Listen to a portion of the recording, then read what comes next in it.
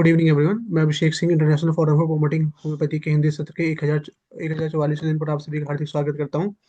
जैसा कि आप सभी अवगत है कि आईएफपीएच फोरम एक अंतर्राष्ट्रीय होम्योपैथिक संस्था है जो पिछले कोविड काल से निरंतर दैनिक वेबिनार का आयोजन करता आ रहा है। प्रारंभ में ये अंग्रेजी और मलयालम भाषा में किया जाता था। तत्पश्चात राष्ट्रीय भाषा हिंदी में भी इसका आयोजन किया जाने लगा। इस प्रकार के कार्यक्रम का मुख्य उद्देश्य होम्योपैथी की विशिष्ट पहचान के तहत सभी लोगों के पास ज्ञान को साझा करना और सभी के बीच एक सद्भावना को प्रोत्साहित करना है। आइए आज के इस बैठक को प्रारंभ करने से पहले हम 1 मिनट का मौन रखें और ईश्वर से मार्गदर्शन प्राप्त करें। फर्स्ट ऑफ ऑल तो मैं सबको धन्यवाद करना चाहूंगी, अभिषेक सर जी आपको, सहानी सर जी को, जो जिन्होंने ये प्लेटफॉर्म का एक विचार रखा है।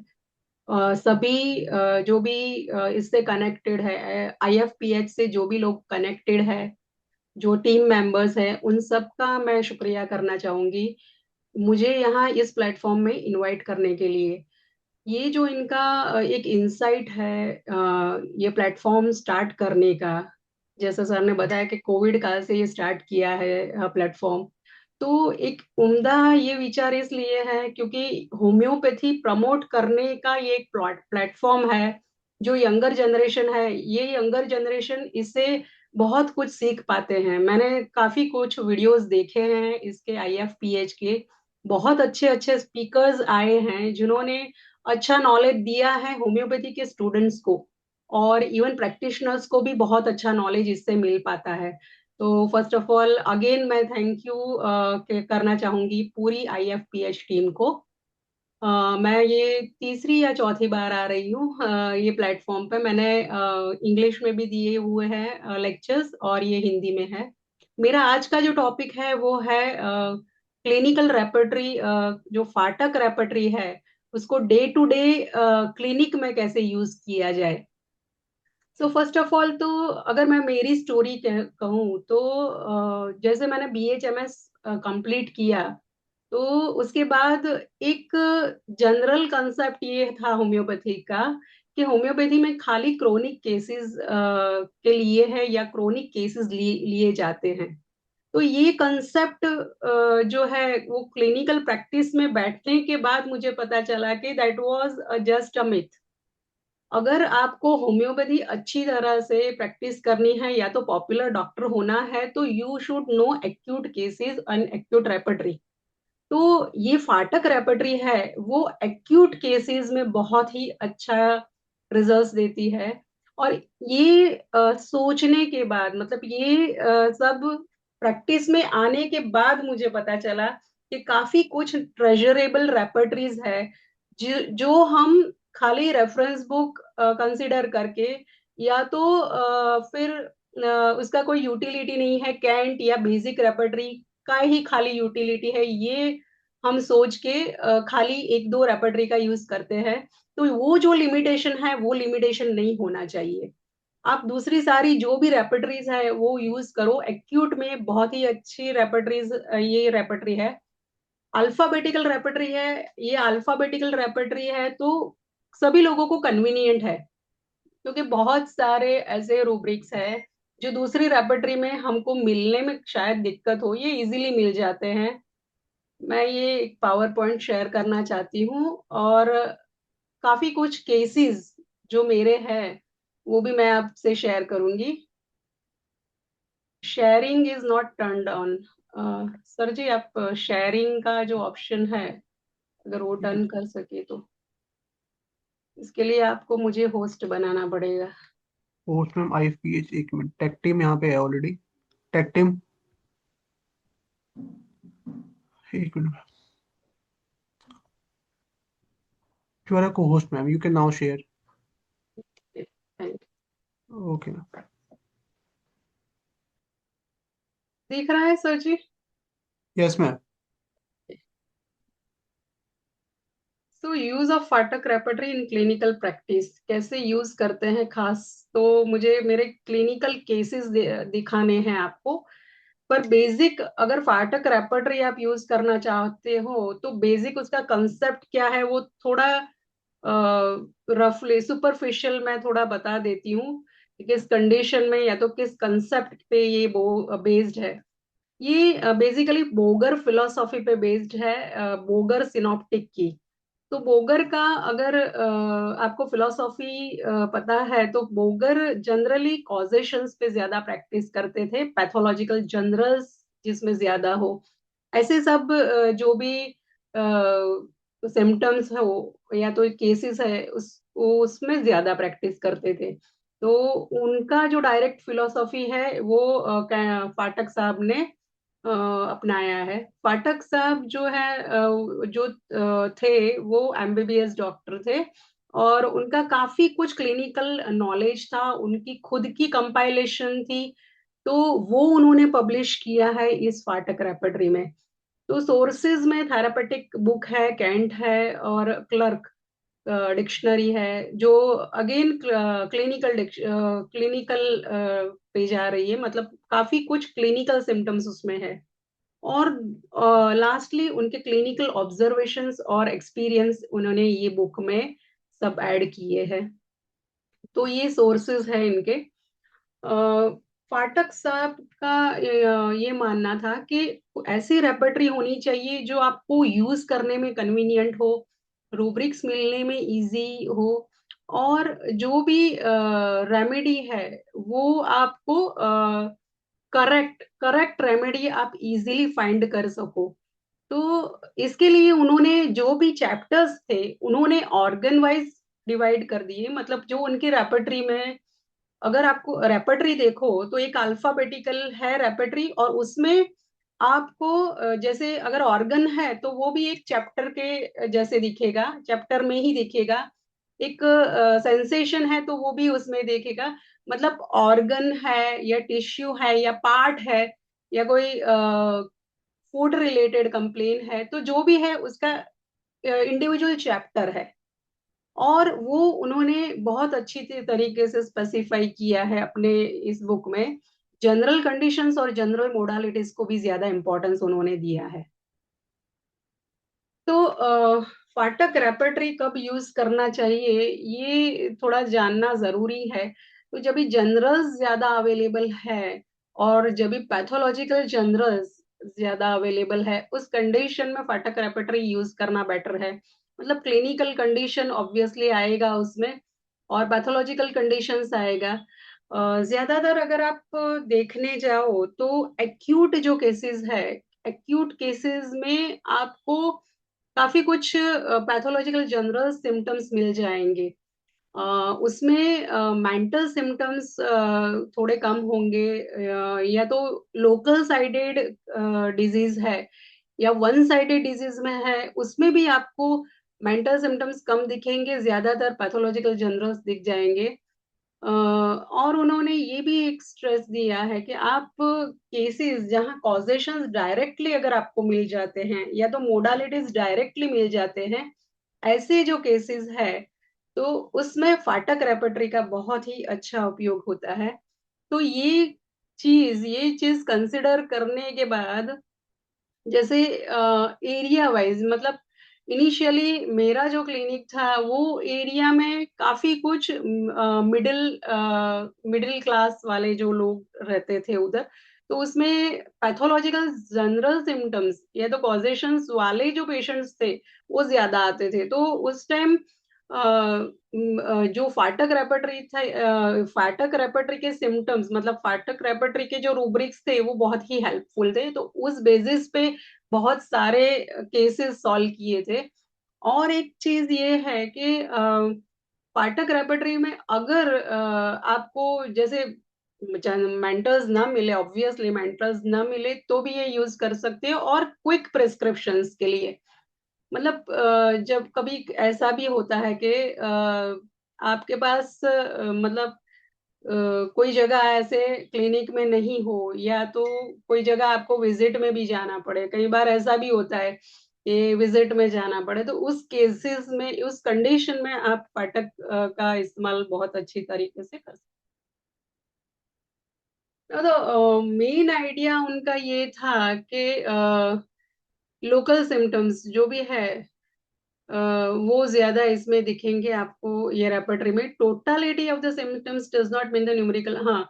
तो उनका मतलब, उन उसका उनका जो रेपर्टरी में जो सिम्टम्स है उसके वो क्वालिटेटिव सिम्टम्स ज्यादा थे। मतलब टोटालिटी, न्यूमेरिकल टोटालिटी को कंसिडर करने का उनका ये था कि आप ज्यादातर क्वालिटेटिव टोटालिटी लो, ना कि टोटालिटी सिम्टम की टोटालिटी लो। तो उसमें क्वालिटेटिव टोटालिटी में मोडालिटीज आ जाती हैं, कंकमिटेंट्स आ जाते हैं। और उसमें जो,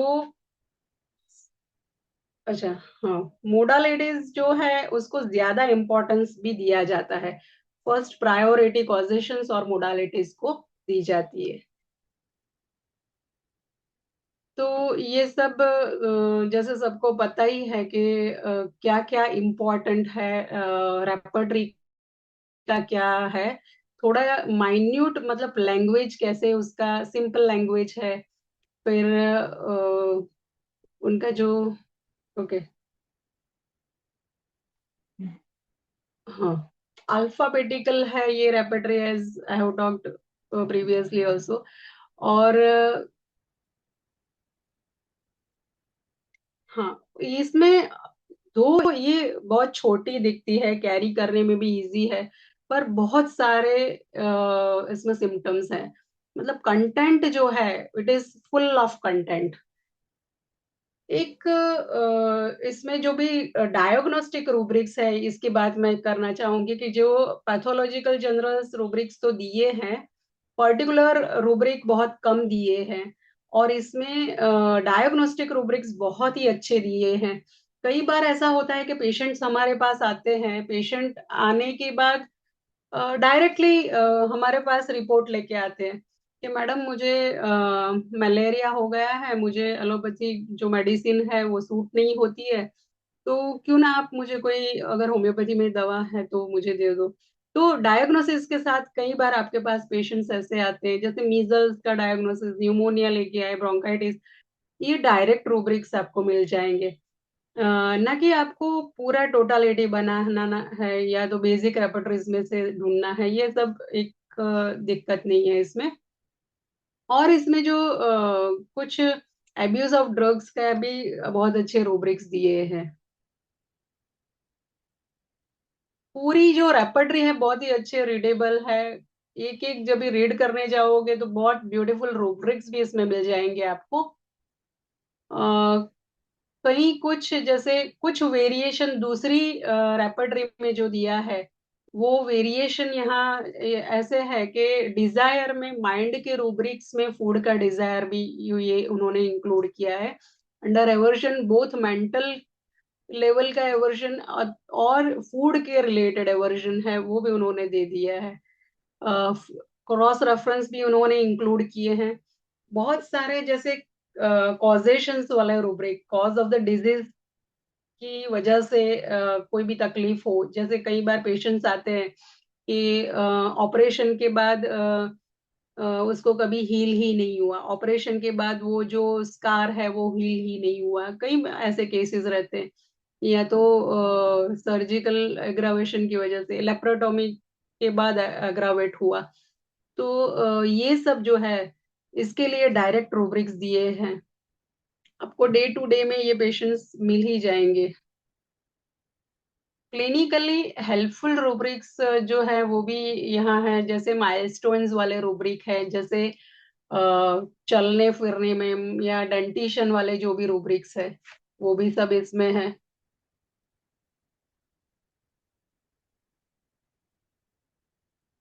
फिर रूब्रिक्स, जैसे कुछ रेपर्टरीज ऐसी है जिसमें जैसे मॉडर्न रेपर्टरीज है, उसमें ब्लड प्रेशर और ये सब रूब्रिक दिए हैं। बेसिक रेपर्टरीज में ब्लड प्रेशर और ये रूब्रिक्स नहीं दिए हुए।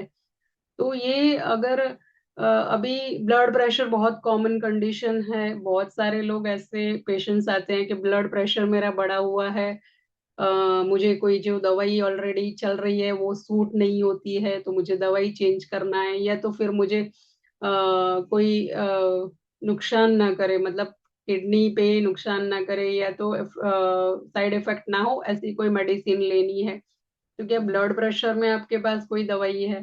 तो you can see the direct rubrics, blood pressure high का रूब्रिक ये बहुत अच्छी तरीके से दिया है। ये कैंट में नहीं है, बीटीपीबी बोगर में, बीटीपीबी में और बीबीसीआर में भी डायरेक्ट नहीं दिया है। तो ये और एक अच्छा रूब्रिक है, एरोप्लेन फ्लाइंग इन एग्रावेशन। बहुत कॉमनली देखा गया है एरोप्लेन फ्लाइंग इन एग्रावेशन, बहुत अच्छा रूब्रिक है। लिमिटेशंस बाद में हम डिस्कस करेंगे, लिमिटेशंस लास्टली डिस्कस करेंगे उसके।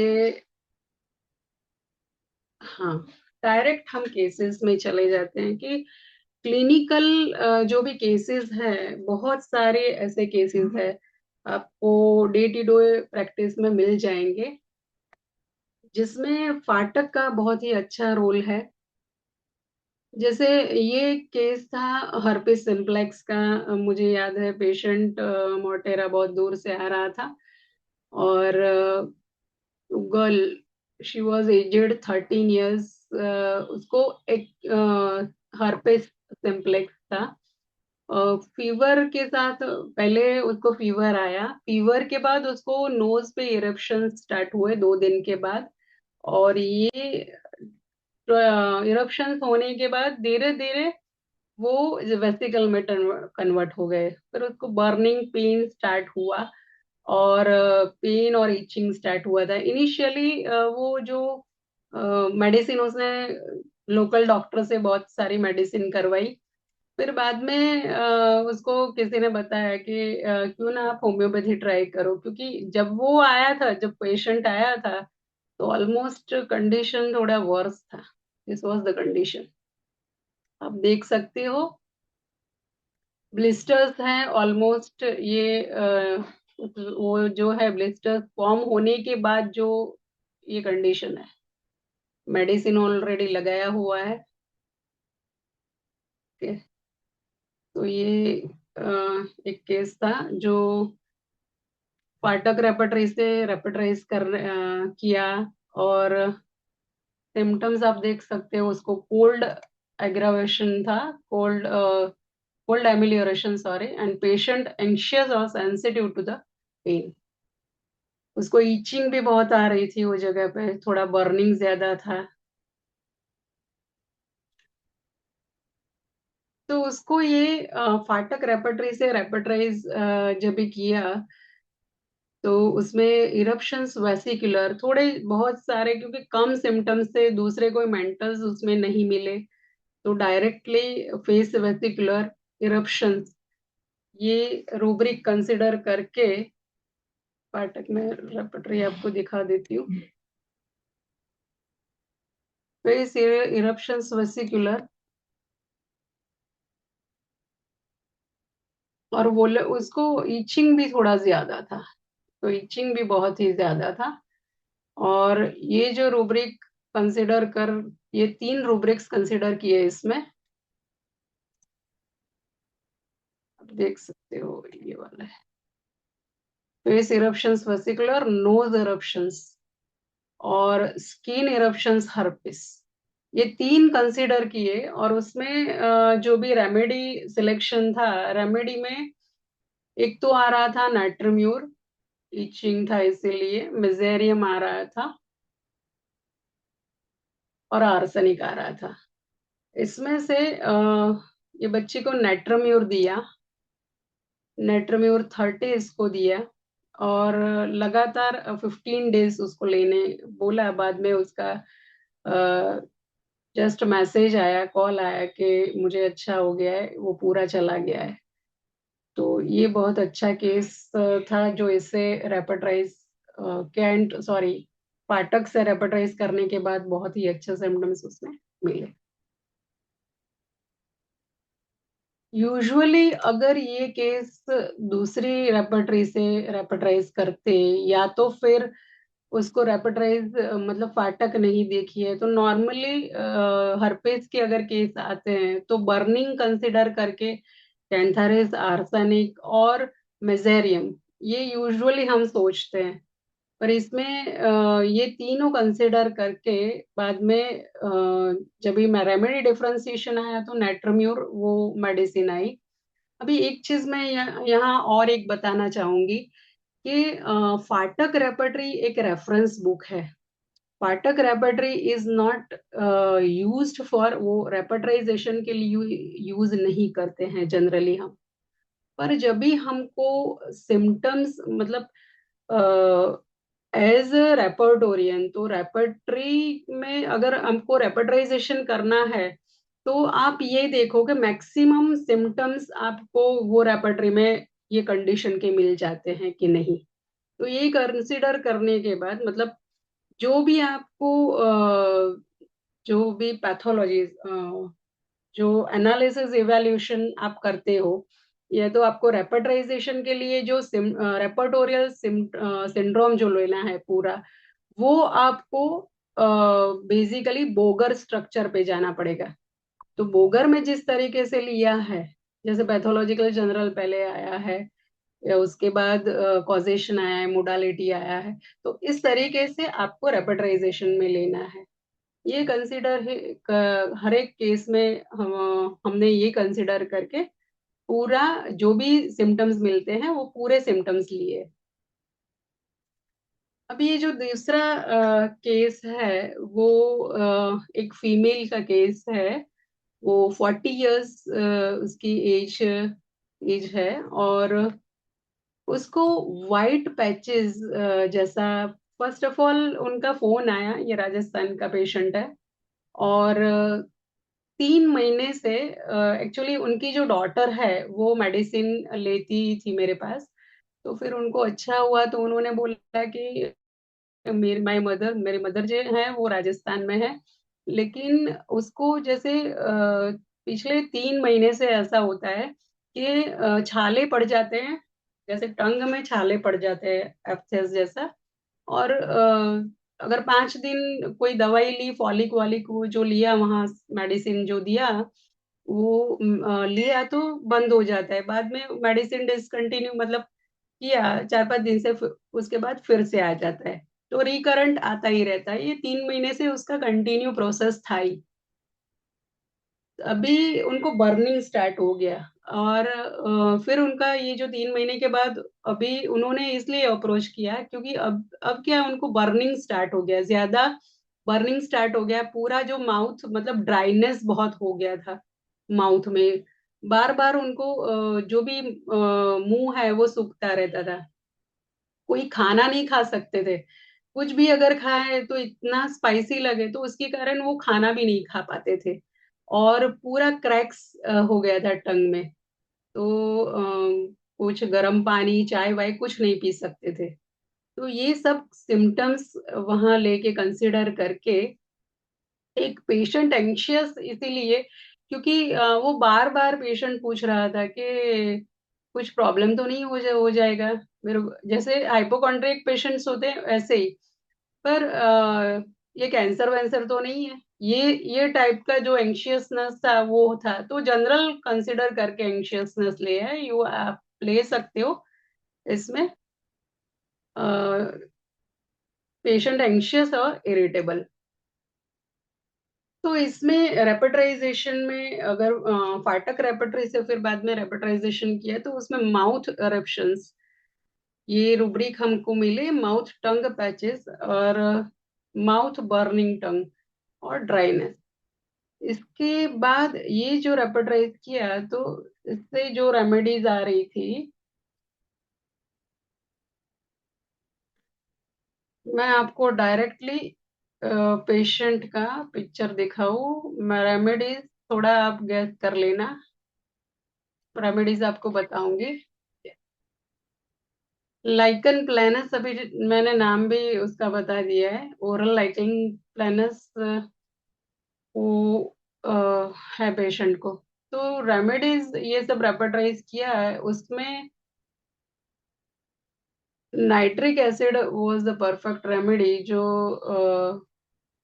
मटीरिया मेडिका देखने के बाद मतलब रेपर्टाइज करने के बाद 3-4 रेमेडीज आ रही थी अगेन।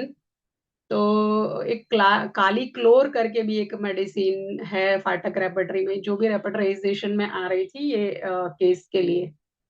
और उसमें से नाइट्रिक एसिड मैंने दिया, क्योंकि काफी कुछ सिम्टम्स उनके ज्यादातर इसमें मैच हो रहे थे रेपर्टराइजेशन करने के बाद। सो नाइट्रिक एसिड दिया। नाइट्रिक एसिड देने के बाद आपको बिफोर आफ्टर का देख सकते हो।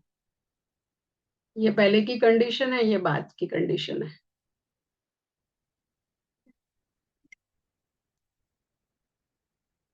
फिर एक केस, और एक केस है जो एक फीमेल का केस है, 45 इयर्स।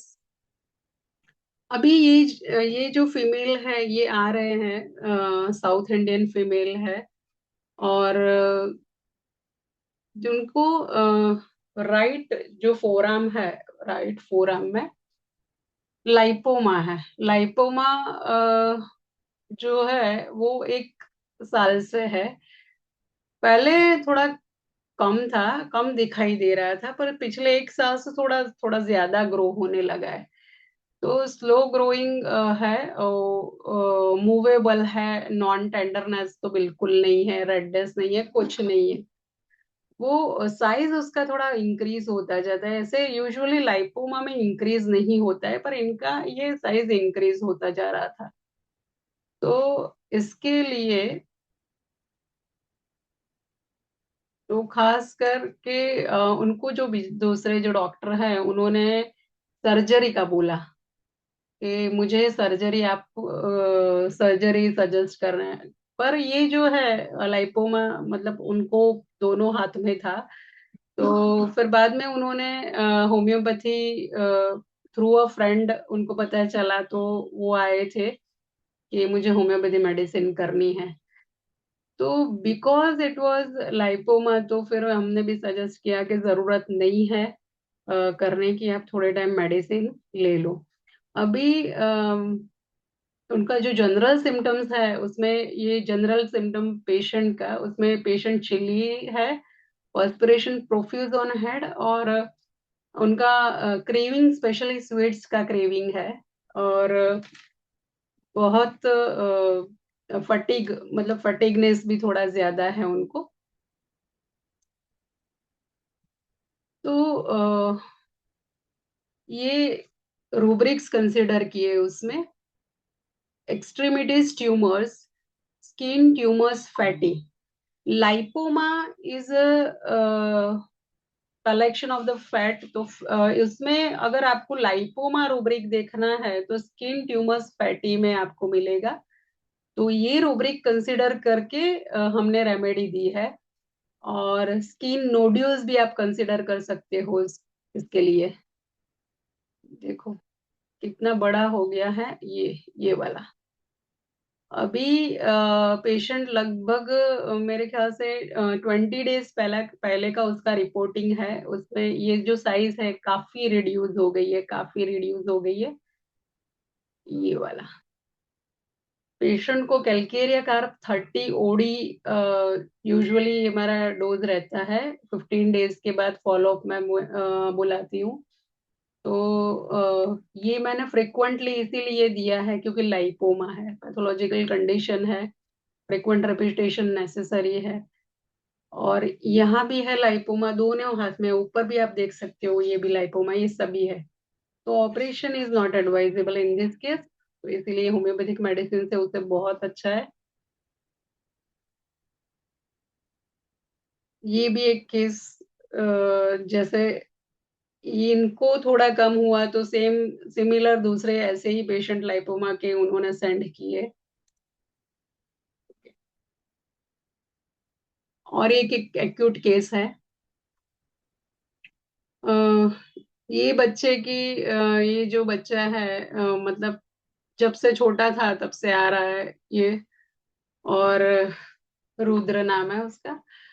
तो ये 8 साल का ये बच्चा है, पर बहुत बहुत नॉटी है। उसका जो भी है थोड़े दिन में उसको लगता ही रहता है, वो कैरी नहीं करता अपने बॉडी का। तो एक बार उसको गर्म पानी लग गया था फोर आर्म पे। और 2 ही घंटे के बाद ये पेशेंट आया था। 2 ही घंटे के बाद पहले आया था, बाद में जो मेरे पास जो पिक्चर है वो उसको 24 आवर्स के बाद का पिक्चर है। तभी वो आया था तो रेडनेस था और एक ब्लिस्टर जैसा फॉर्मेशन हो गया था। और वो जो एरिया है एकदम इंटेंस बर्निंग था। मैं आपको पिक्चर दिखा रही हूँ, देखो। ये जो है इंटेंस बर्निंग, आपको देख सकते हैं। ये ब्लिस्टर जो है ना, ब्लिस्टर वो फूट गया है, और फूटने के बाद की ये कंडीशन है। देखो ये जो आफ्टर वाला जो है, आफ्टर वाला आप देख सकते हो, नहीं तो उसको स्कार भी नहीं रहा। ये इतना रिमार्केबल अच्छा इम्प्रूवमेंट उसको हुआ। ये पिक्चर जो है पेशेंट ने ही भेजा कि जो आपने जो प्रीवियसली मेडिसिन दिया था उसका, मैं आप स्कार भी पूरा चला गया। तो अभी दूसरी बार जब भी उसको लगा तो वो होम्योपैथी लेने आया, क्योंकि वो स्कार नहीं रहेगा, तो इसीलिए मैं होम्योपैथी पहले लूंगी। इसमें ब्लिस्टर में इनिशियली उन्होंने ये क्रीम वीम लगाया है, तो पेन किलर्स वेन से वो सभी लिया था। ओके, ये वाला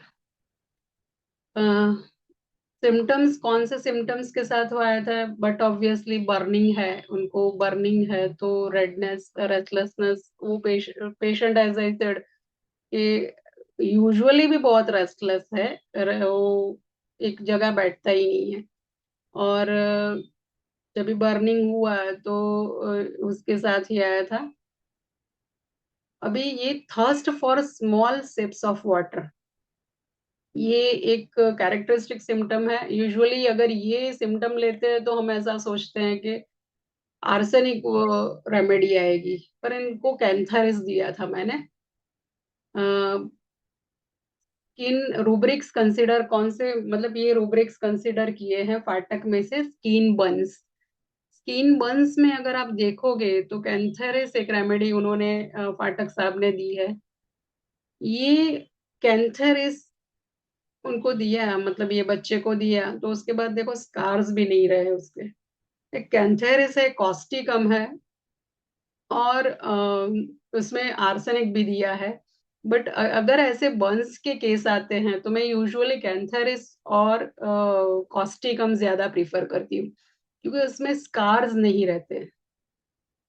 skin Burns, skin blisters, skin burning, वो सभी सभी रूब्रिक्स कंसिडर किए थे।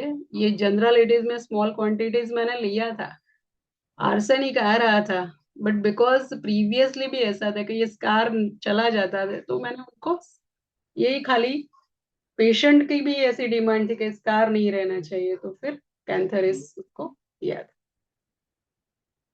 कैंथरिस ये 7 दिन में तुरंत फॉलोअप में बुलाया था, बाद में जरूरत पड़ी थी फिर से एक बार मैंने ये डोज रिपीट किया था। बिफोर आफ्टर का ये आप देख सकते हो।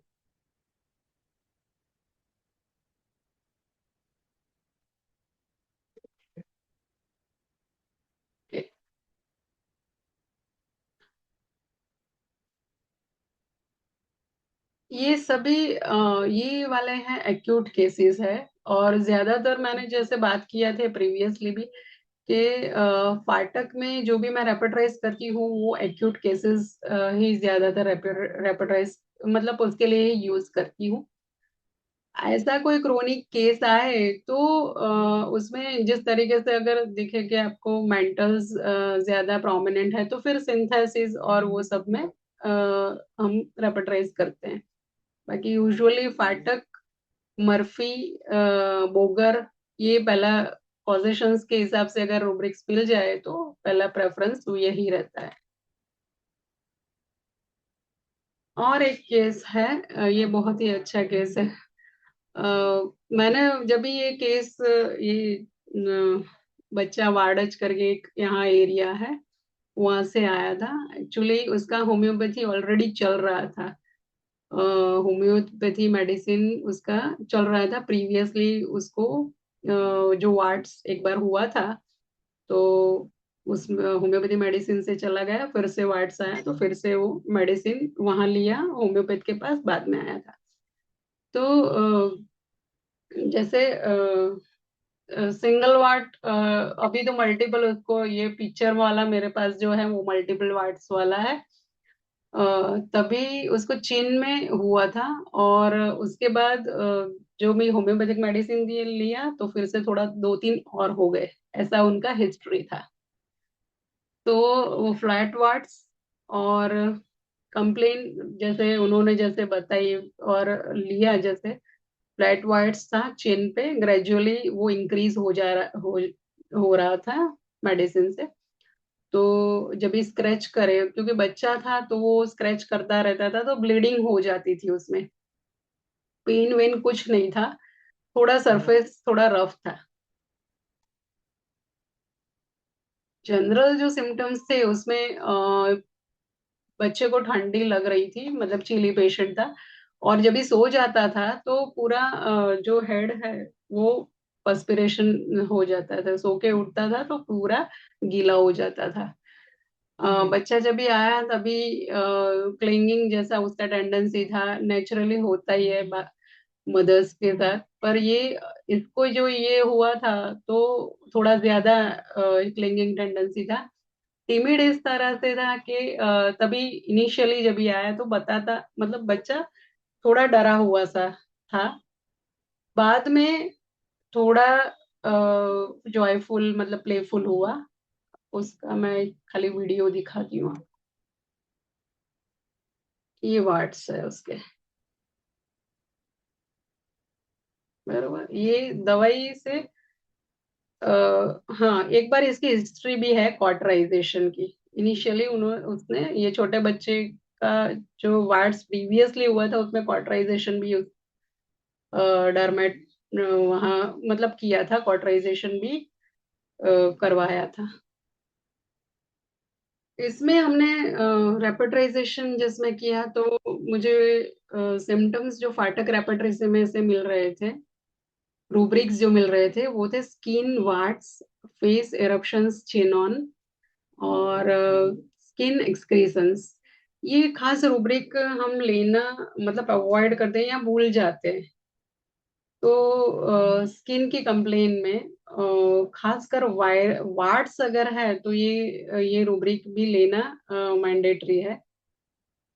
जनरल उसमें कोल्ड एग्रावेट्स एंड पर्सपिरेशन है ड्यूरिंग स्लीप, ये सब कंसीडर किया और उसको मेडिसिन दिया। उसको कॉस्टिकम मेडिसिन दिया है बच्चे को। दूसरी मेडिसिन भी आ रही थी, जैसे एंटीम क्रूड मेडिसिन आ रही थी, नाइट्रिक एसिड भी आ रही थी, नाइट्रोम्यूरोगिन आ रही थी, पर इसको कॉस्टिकम दिया। कॉस्टिकम देने के बाद इसको बहुत ही अच्छा रिजल्ट मिला, ये आप देख सकते हो। लास्ट जो पिक्चर दो देखोगे उसमें पूरा उसका क्लियर हो गया है।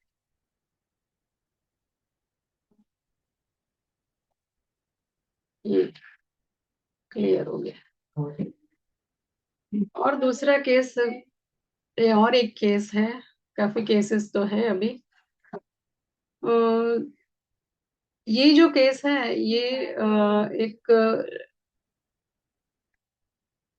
लेडी का जो केस है, इसमें वेरिकोज वेन्स है, बोथ लेग पे है, पर वेरिकोज वेन्स इतनी ज्यादा प्रोमिनेंट है इनको। सिंधी पेशेंट है और 3 साल से ये कंप्लेन थी उनको। इनफैक्ट अभी है, कम हुआ है। तो प्रेजेंटिंग कंप्लेन में उनको प्रोमिनेंट ब्लूइश वेन्स है काफ के ऊपर, हैवीनेस जैसे पैर कभी दुखते भी हैं उनके, और प्रोलॉन्ग स्टैंडिंग अगर ज्यादा वो खड़े रहे तो बहुत दुखता है। और एलिवेट मतलब अगर वो रेस्ट कर रहे हैं तो थोड़ा बेटर लगता है उनको। ओकेजनली वो जो जगह है वहाँ ईचिंग भी रहती है उनको, एंकल एडिमा उसके वजह से हो जाता है। और वार्म वेदर में उनको थोड़ी दिक्कत आती है। तो ये पेशेंट है वेरिकोज वेन्स।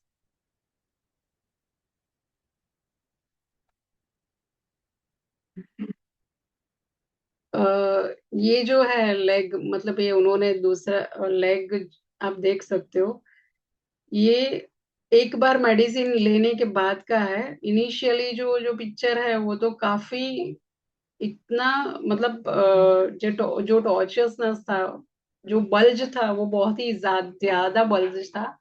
मेडिसिन लेने के बाद ये थोड़ा कम हुआ है। मेरे पास जो ये पिक्चर अवेलेबल है उसमें ये है, पहले वाला भी पिक्चर अवेलेबल है, वो उसमें ऐड नहीं कर पाई हूँ मैं। ओके। तो इसमें मैंने जो सिम्टम्स कंसीडर किए, आप फाटक रेपर्टरी में देखोगे तो एक्सट्रीमिटीज में वेरिकोज वेन्स का डायरेक्ट रूब्रिक्स दिया ही है। और पेन स्टैंडिंग एग्रावेट्स ये मिल गया हमको, एक्सट्रीमिटीज हैवीनेस ये भी मिल गया हमको, और जनरल हीट एग्रावेट्स।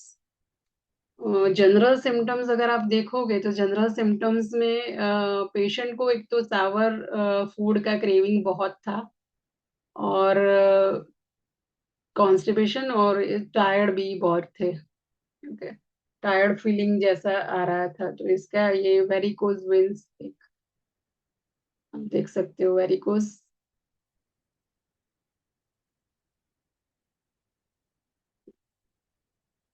और एक दूसरा पेशेंट है, फीमेल, ये फीमेल पेशेंट है, लगभग टीनेज के एज में, 14 इयर्स। ये जो पेशेंट है उसको जैसे 10 दिन से नी जॉइंट ना था उस पे रैशेस जैसा फॉर्म हुआ, और वो रेड रैशेस था। तो इनिशियली ये पेशेंट होम्योपैथी ही लेता है फ्रॉम द चाइल्डहुड, तो उसने कहीं भी दिखाया नहीं था, डायग्नोसिस भी नहीं करवाया था। डायरेक्ट ये पेशेंट हमारे पास आया। ये पेशेंट का जो हिस्ट्री, मतलब जो उसका अपीयरेंस था, पिक्चर का अपीयरेंस, ऊपर से उस पे से थोड़ा डायग्नोसिस करना थोड़ा डिफिकल्ट था। मैंने 3 4 चीजें मेरे माइंड में रखी कि शायद ये हो सकता है। पहले फर्स्ट तो था डर्मेटाइटिस, मेरे ख्याल में था, तो डर्मेटाइटिस का और क्या हो सकता है, डर्मेटाइटिस तो है पर डर्मेटाइटिस अगर वो ब्रॉड टर्मिनोलॉजी है तो उसमें या तो सोरियासिस हो सकता है, या रिंगवर्म हो सकता है, या फिर एक्जिमा है। तो ये क्या है, स्कैबीज है कि क्या है, वो पता नहीं चल रहा था खाली। इसीलिए ये जो red rashes over knee joint वो कंसीडर किया। अ, उसको डायग्नोसिस के लिए मुझे किसी के पास भेजने का मतलब ये मैंने सोचा इसीलिए नहीं, क्योंकि मेरा जो मुझे जो रेमेडी मिल जाती थी, मुझे सिम्टम्स के हिसाब से मुझे रेमेडी पूरी तरीके से मिल जाती थी। इसीलिए फर्दर इंटरवेन डायग्नोसिस के लिए नहीं करना चाहा, डायरेक्ट मेडिसिन ही दे दी। कंसिडर करके रेड रैशेस है तो ये हो सकता है, या तो कोई एलर्जी की वजह से भी हो सकता है, या कोई मेडिसिन या वायरल के वजह से भी रैशेस हो सकते हैं। ये जो सब कंसिडर कर किए, मतलब कंसिडर करने के बाद खाली सिम्टम सिमिलैरिटी पे ये जो मेडिसिन रूब्रिक सिलेक्ट किए। सिम्टम सिमिलैरिटी में एक्सट्रीमिटीज, नी eruptions knee, skin eruptions red, skin itching evening, ये कंसिडर करके खाली सल्फर 200 का एक डोज दिया, और 1 वीक के बाद ही ये आप देख सकते हैं बिफोर आफ्टर का, आप देख सकते हो बिफोर आफ्टर का, ये पूरा क्लियर हो गया, सब इरप्शंस उसमें क्लियर हो गए विद इन 1 वीक। बहुत अच्छा ये केस था। मैंने इसको फिर बाद में डायग्नोसिस में डर्मेटाइटिस डायग्नोसिस करके ये पूरा केसेस में एज ए डायग्नोसिस पार्ट में डर्मेटाइटिस ही डाला मैंने। ओके। और एक केस है, ये केस है फीमेल का, 38 इयर्स की फीमेल, उसको चिफ कंप्लेन जो है क्रैक्स, बोथ बोथ हिल्स में क्रैक्स था, और पिछले 1 साल से था। फिशर्स जो थे वो कभी मतलब डीप फिशर्स थे हिल में, और जब भी चले तो पेन भी हो रहा था। ओकेजनली कभी ब्लीडिंग होता था, स्पेशली विंटर्स में उसको ब्लीडिंग और ये सब होता था, और विंटर्स में थोड़ा ज्यादा बढ़ता भी था। स्किन एकदम रफ ड्राई थी, इवन हैंड्स की भी जो स्किन थी वो भी रफ और ड्राई थी। वॉशिंग करें, स्पेशली सोप से अगर वॉश करें तो वो उसको एग्रावेट होता था, ये जो क्रैक्स थे वो एग्रावेट होते थे। ऑयल अप्लाई करे या तो कोई पेट्रोलियम जेली अप्लाई करे तो she was feeling better temporarily. But वो जो क्रैक्स है वो आई जाते थे, विंटर्स में बहुत ज्यादा परेशान करते थे, उस वो चल भी नहीं पाती थी, इतना परेशानी होती थी। ये पेशेंट को जैसे जनरल सिम्टम्स, उसका जो जनरल सिम्टम्स है उसमें अगेन ये भी एक चिली पेशेंट है, ओबेस, थोड़ा बॉडी हेल्दी बॉडी, और शी वीप्स इजीली, थोड़ा, और क्रेविंग, उसको क्रेविंग था स्वीट के लिए।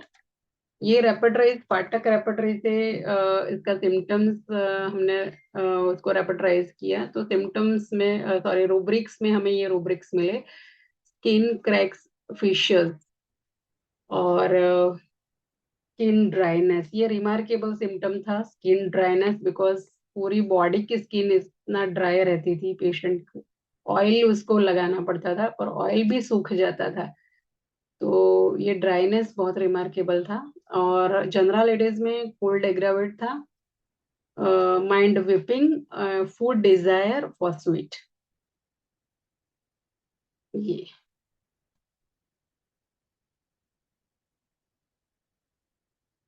ये पेशेंट को हमने पेट्रोलियम दिया, 3 4 मेडिसिन आ रही थी अगेन, उसमें पेट्रोलियम हमने दिया, और पेट्रोलियम से उसको पूरा हील हो गया है। Petroleum 30 I usually use to give, और 15 दिन के बाद का फॉलोअप्स रहता है क्रैक्स के लिए।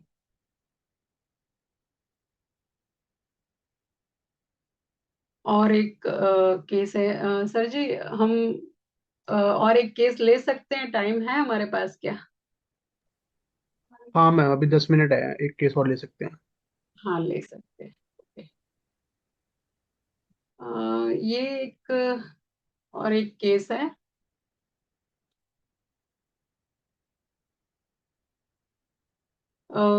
मेल पेशेंट है, और उनके उनको जैसे पेन तुरंत शुरू हो गया था, लंबर रीजन में पेन 2 दिन से था ऑलरेडी।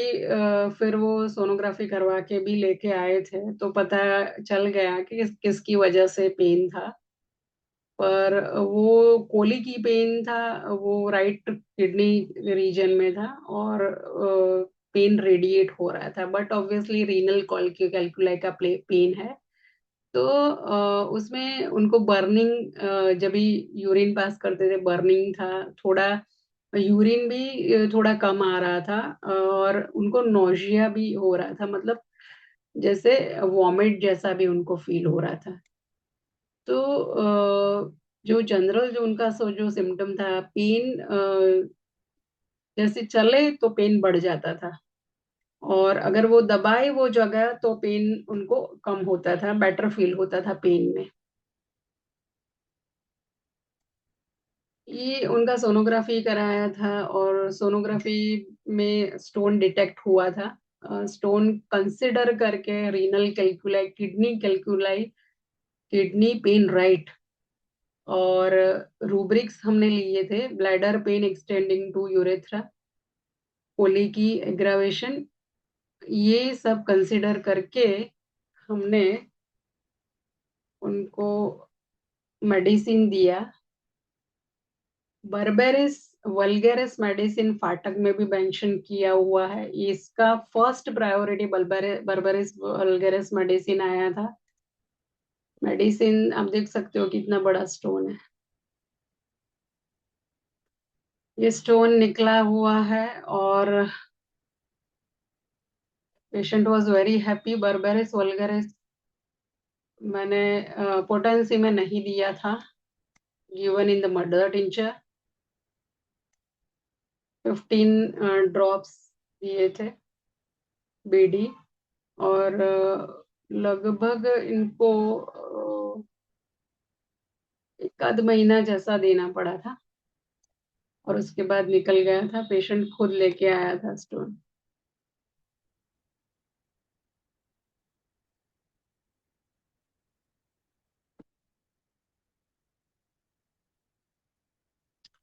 और एक केस है,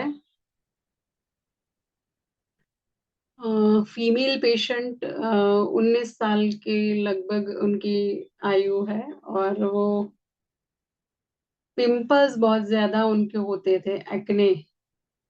और परेशान बहुत थे, क्योंकि एक्ने ऐसे थे कि पूरा फेस जो है वो जैसे डिसफिगर जैसा फेस हो गया था।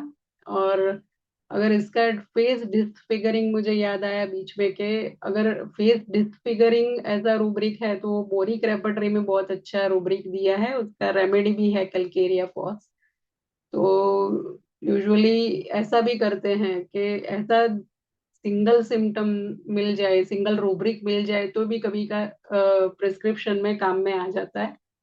पर इनको जैसे पिंपल्स जो थे वो पस्चुलर थे, और पेनफुल बहुत थे। और अगर वो पिंपल्स चला भी जाता था तो उसके बाद बहुत मार्क्स बुरी तरीके से उनके स्कार्स डेवलप हो जाते थे, और स्कार्स होने के बाद उसमें खड्डे पड़ जाते थे। तो हील भी नहीं होता था पूरी तरीके से, वो हील नहीं होता था। यूजुअली वो मेंसेस आए उसके पहले बहुत ही पिंपल्स आते थे, और पूरा ऑयली, जब ये ऑयली फूड खाए तो ज्यादा बढ़ जाता था। फेस भी ऑयली था उनका। अ, गर्मी में भी बहुत तकलीफ होती थी, ये बढ़ जाते थे मेंसेस के पहले, ये पिंपल्स बढ़ जाते थे। ये हिस्ट्री मिलने के बाद उनका जो जनरल हिस्ट्री था उसमें उनको अगेन वो हॉट पेशेंट और इरिटेबल टेम्परामेंट वाले पेशेंट थे। नहाने का थोड़ा कम ही पसंद था।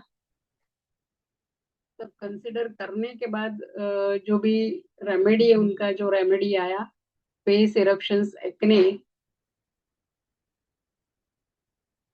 उनको ये वाला अब देख सकते हो।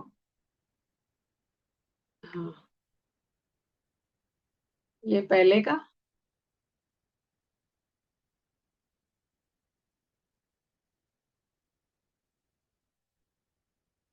देखो फेस, इससे भी ज्यादा उनको जैसे, फिर बाद में ये वाला काफी कम हो गया। मतलब पस्चुलर जो टेंडेंसी थी वो तो पूरी चली गई इनको।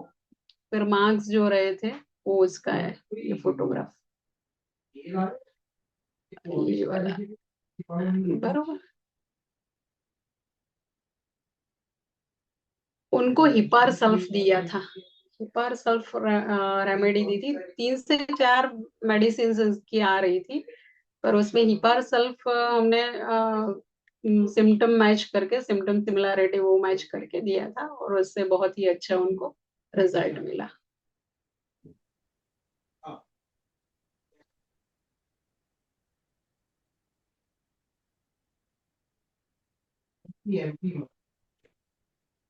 हाँ, ये एक और केस है। यस मैम, टाइम हो गया कंक्लूड करने के लिए, last 2 minutes. Okay okay, no no issues sir. तो ऐसे तो मल्टीपल केसेस हैं फाटक के। यूजुअली आपको मैंने जो भी है एक्यूट केसेस दिखाए हैं, और एक्यूट केसेस में भी बहुत ही अच्छा रिजल्ट मिलता है। और आप देख सकते हो मेजोरिटी, मतलब एक्ने को छोड़ के, एक्ने थोड़ा क्रोनिक में था तो उनको छोड़ के, पर मैंने इसलिए तब एक्यूट कंसिडर करके दिया क्योंकि उसको पस्चुलर टेंडेंसी बहुत थी और पस से ज्यादा परेशान था तभी।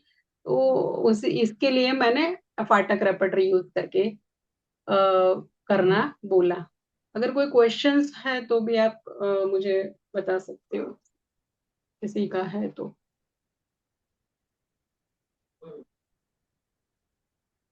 Hello good afternoon sir. Hello hello hello. हाँ, थैंक यू धनका जी। बहुत अच्छा। पाठक रिपर्टी से cause and select modulative remedy and acne is a very good treatment of HS. Hyper sulfur is the best remedy. हाँ सर। मैं अपना एक आर्निका पहले 200 के देता हूँ, एक्नी जो है HS जो है 30, और उससे पसलर इरप्शन जो है एक्नी जो है खत्म हो जाता है। तो वेरी वेरी थैंक्स।